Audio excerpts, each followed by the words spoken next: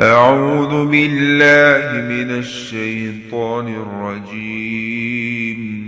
بسم الله الرحمن الرحيم. قل إنما أدعو ربي ولا أشرك به أحدا.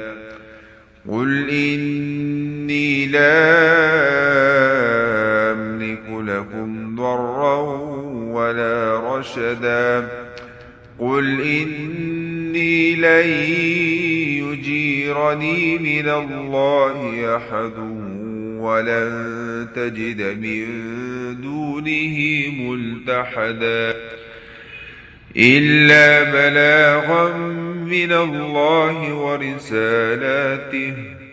ومن يعص الله ورسوله فإن له نار جهنم خالدين فيها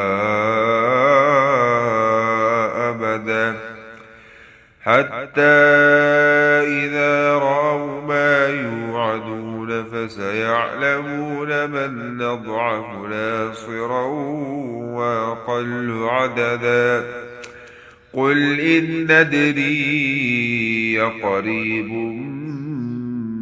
ما توعدون أم يجعل له ربي أمدا.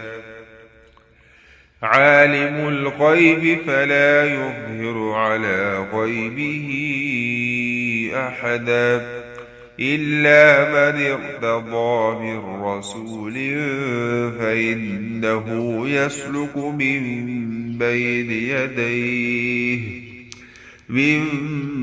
بين يديه ومن خلفه رصدا ليعلم أن قد أبلغوا رسالات ربهم وأحاط